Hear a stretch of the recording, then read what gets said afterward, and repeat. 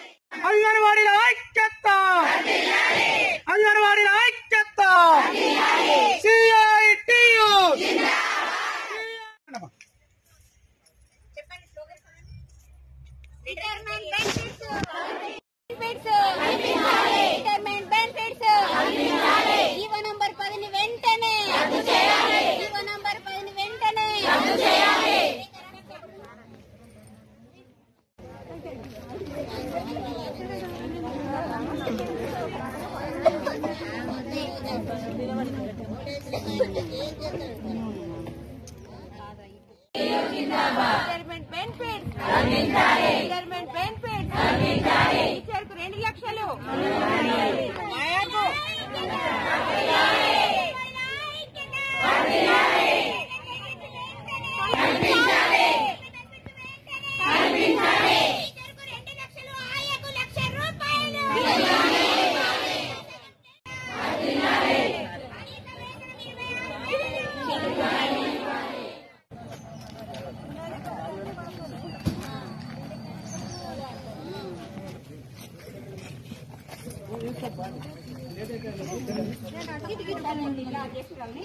ఉండనమ్మా ఆగు ఆగు. అయితే ఏంటంటే సార్ ఇవాళ మేము ఇది రాష్ట్ర వ్యాప్తంగా ఈ యొక్క ధర్నా నిర్వహించడం జరిగింది. ఎందుకంటే గత ప్రభుత్వం మాకు హామీలు ఇచ్చింది. టీచర్కు 2 లక్షలు, ఆయాకు 1 లక్ష ఇస్తూ మాకు వచ్చే సాలరీ జీతంలో పెన్షన్ కల్పిస్తాము. అదేవిధంగా 18,000 మేనిఫెస్టోలో కూడా 18,000 ఇస్తామని పెట్టడం జరిగింది.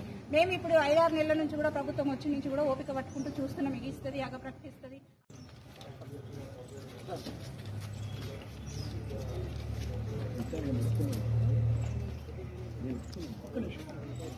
లేఖ రాయాలి సార్, కంపల్సరీ మన నియోజకవర్గం నుంచి లేఖ ఇవ్వాలి సార్. మేము చాలా ఆశిస్తున్నాం. మాకు మరి వచ్చింది. అప్పుడు కూడా 24 రోజులు మేము ఏమంటారు ఎన్ని పోరాటాలు చేసినామో చేసి 24 రోజులు సమ్మె చేసినాము. సమ్మె చేసి సమ్మెలో మాకు గత ప్రభుత్వం మాకు హామీలు ఇచ్చింది. ఏమని? రిటైర్మెంట్ బెనిఫిట్స్, టీచర్కు 2 లక్షలు, ఆయాకు 1 లక్ష రూపాయలు కల్పించి జీతంలో సగం పెన్షన్, అదేవిధంగా వాళ్ళ ఇంట్లో ఎవరన్నా వాళ్ళ కోడలు కానీ వాళ్ళ బిడ్డ కానీ ఉంటే వాళ్ళకు మన ఉద్యోగం ఇస్తాము అనే విధంగా మాకు చెప్పడం జరిగింది.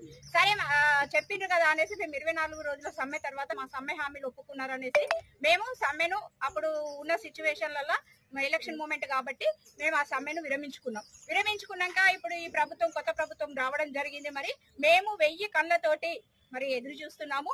మాకు ఇగిస్తుంది, అగిస్తుంది, 18,000 జీతం అని మాకు అదేమంటారు దానిలో మన మేనిఫెస్టోలో పెట్టడం జరిగింది. అదేవిధంగా రిటైర్మెంట్ బెనిఫిట్స్, అదేవిధంగా ఇవన్నీ పెట్టిన హామీలే, మేము ఎక్కువ అడగట్లేదు.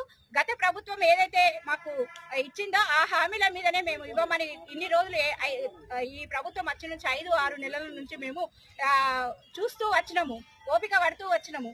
అయినప్పటికీ కూడా అదేమి లేకుండా మొన్నటికి మొన్న ఏం చేసిందంటే పాపము 60 సంవత్సరాలు దాటిన వాళ్ళను రాత్రి 2 రోజులలోనే మొత్తము మీరు వెళ్ళిపోవాలి, మీకు 60 సంవత్సరాలు వచ్చేసినాయి, మీకు 50,000 ఆయకు, టీచర్కు 1 లక్ష రూపాయలు ఆసరా పెన్షన్ కల్పిస్తాము అంటున్నారు. ఆసరా పెన్షన్ ఇంట్లో ఒకరికి ఉంటే ఇంకొకరికి రాదు. మరి ఇది ఎంతవరకు కరెక్ట్, ఇది ఎంతవరకు న్యాయము? ఇప్పుడు వాళ్ళు పాపము 40 సంవత్సరాల నుంచి ఈ ICDS లో పిల్లలకు, తల్లులకు, అందరికి, గర్భిణీ బాలింతలకు, పిల్లలకు, ఊళ్ళో ఉన్న వాళ్ళందరికీ సేవలు అందించడం జరిగింది. మరి ఇప్పుడు ఇది ఎంతవరకు న్యాయము అని మేము ఈ రోజు అడుగుతున్నాము.